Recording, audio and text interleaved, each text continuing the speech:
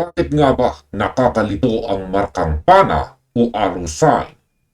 Yan mga ka-TH, meron tayong isang napakaganda at napakahalagang katanungan na ibinahagi sa atin ng isang ka-TH natin sa komento na aking nabasa. Ang tanong niya ay tungkol sa isang markang pana o arrow na nakaturo sa isa pang puno. Ang tanong, ang deposito ba ay nasa mismong ilalim ng punong itinuturo o may distansya ba ito na 1 metro o baka naman mas malayo pa? At higit sa lahat, saang direksyon ba dapat magsimulang maghukay? Sa north, south, east, west? Mga ka-TH, napakaraming mga treasure hunter ang nagkakamali at nabibigo dahil sa maling interpretasyon sa mga ganitong klaseng marka. Akala ng iba kapag may nakitang pana na nakaturo sa isang direksyon o sa isang puno ay doon lang agad sa tapat nito maghuhukay. Ang hindi natin alam, ang mga sundalong Hapon ay napakatalino pagdating sa pagtatago ng kayamanan ni Yamashita. Hindi nila ito basta-basta iniwan na madaling makuha. Kaya sa video na ito ay pag-uusapan natin ng direkta at base sa sarili kong pagbasa kung paano ba talaga unawain ang markang pana o arrow sign kapag puno ang itinuturo nito. Kaya manood ng mabuti mula sa simula hanggang dulo upang walang makaligtaang detalye dahil ang bawat metrong pagkakamali ay nangangahulugan ng pabor at pagod na masasayang.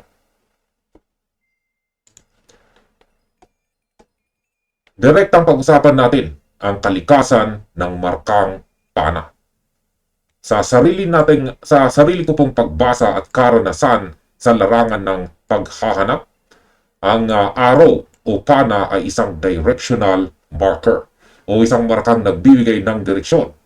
Ibig sabihin, sinasabi nito sa atin kung saan nakalagay ang susunod na clue o ang mismong deposito.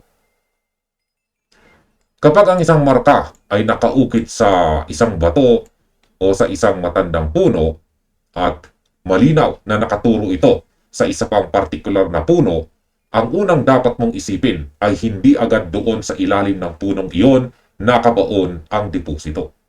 Ang punong itinuturo ay madalas na nagsisilbing reference point o isang pointer tree. Ginamit ito ng mga sundalong Hapon dahil alam nilang ang mga malalaking puno ay tatagal ng daang-daang taon at hindi madaling mabura kumpara sa mga maliliit na bato. Kung ang pana o arrow ay nakaturo sa punong iyon, ang ibig sabihin ay may relasyon ang punong iyon sa mismong taguan ng kayamanan ni Yamashita. Ngayon, sagutin naman natin ang tanong kung ito ba ay nasa ilalim mismo o may distansya pa, tulad ng 1 metro o higit pa. Base sa aking pagsusuri sa mga naging galaw ng mga sundalong Hapon, bihira nilang ilagay ang deposito sa mismong ilalim ng puno na itinuturo ng pana kung walang ibang kasamang marka. At bakit? Dahil napakadali nitong basahin para sa sinumang makakakita ng arrow sign. Kung ang distansya ng puno na may marka ng pana at ang punong itinuturo ay malapit lang, halimbawa ay nasa 3 hanggang 5 metro ang pagitan, ang deposito ay maaaring nasa shadow area o sa gilid ng itinuturong puno. Kadalasan, hindi ito lalampas sa distansya ng ugat ng puno. Ngunit kung ang itinuturong puno ay may kalayuan, ang arrow ay nagbibigay ng direksyon para lumipat ka sa punong iyon at doon ka maghanap ng confirmation sign o panibagong marka. Kung walang ibang marka sa punong itinuturo, ang standard na distansya na kadalasang ginagamit ay nakadepende sa haba o sukat ng mismong ukit ng arrow sign o kaya ang distansya ng tinatawag na pacings o hakbang. Ang 1 metro ay posibleng distansya, ngunit kailangan muna nating tingnan ang iba pang aspeto ng paligid. Ngayon, paano naman malalaman ang tamang direksyon ng paghuhukay? Dito na pumapasok ang napakahalagang tanong. Saan ba dapat magsimulang maghukay? Sa north ba, south, east, west? Mga ka-TH, ang mga sundalong Hapon ay madalas gumamit ng mga natural na elemento at direksyon ng kompas sa pagtatago ng kayamanan ni Yamashita.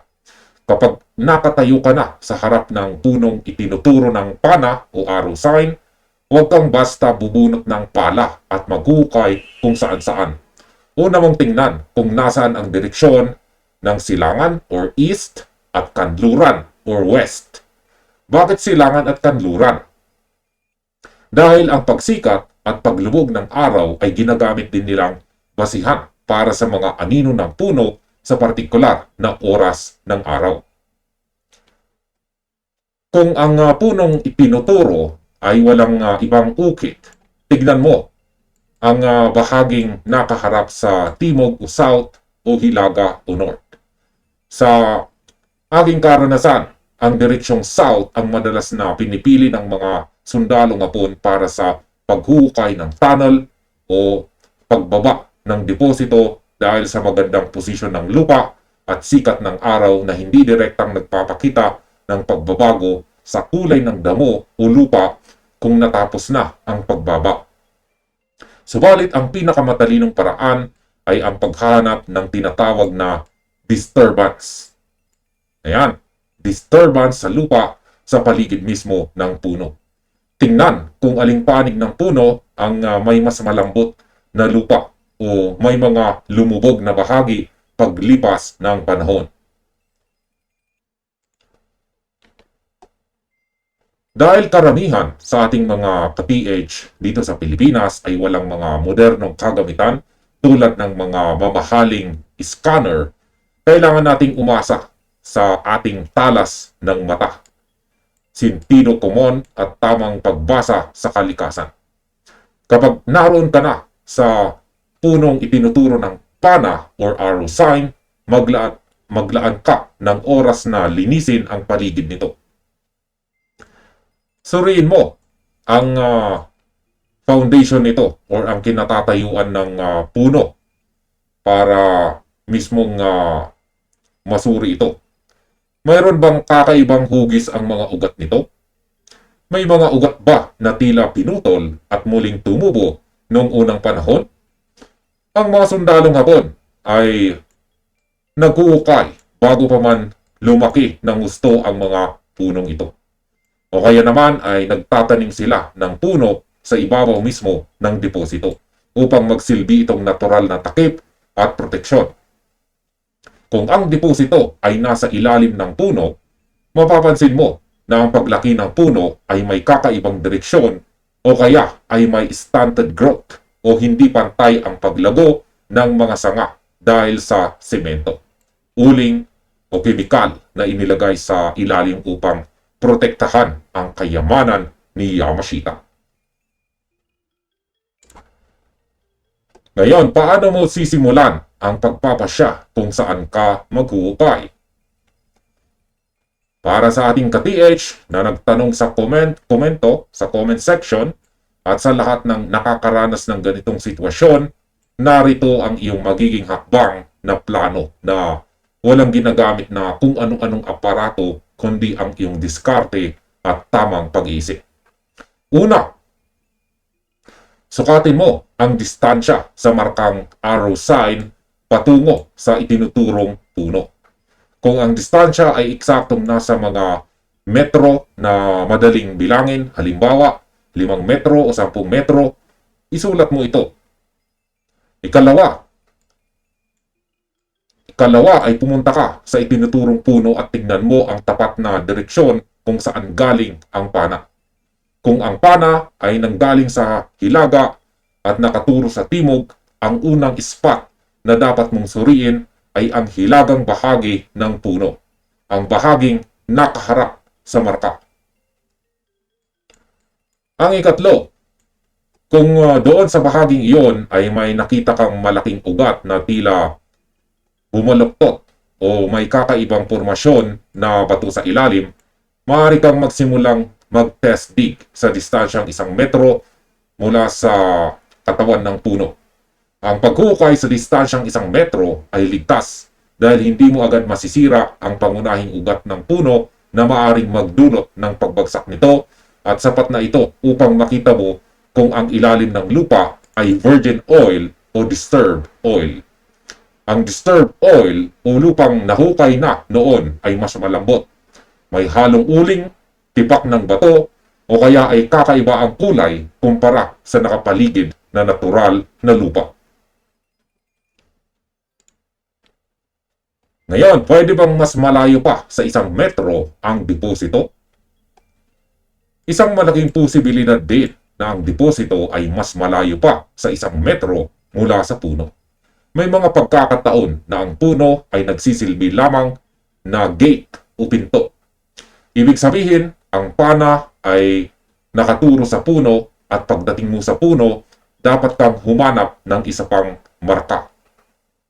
Halimbawa, ang direksyon ng pinakamalaking sanga ng puno. Kung ang pinakamalaking sanga ay nakaturo naman sa direksyon ng silangan, maaring ang deposito ay nasa 3 hanggang 7 metro papuntang silangan mula sa punong iyon. Ito ang dahilan kung bakit tinatawag itong laro ng talino. Huwag kayong magmamadali na maghukay ng malalim agad sa isang spot. Ang tamang diskarte ng isang matalinong treasure hunter ay ang paggawa ng maliliit na test pits o mababaw na hukay sa 4 na pangunahing direksyon ng puno sa distansyang 1 metro.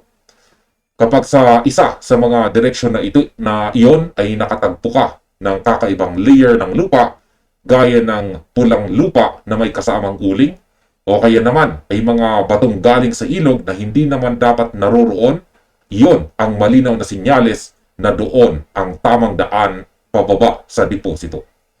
Kaya manatiling mapanuri, maging matyaga, at laging unahin ang kaligtasan sa bawat hakbang. At dito nagtatapos ang ating video na ito. Maraming salamat sa panonood at happy treasure hunting sa inyong lahat.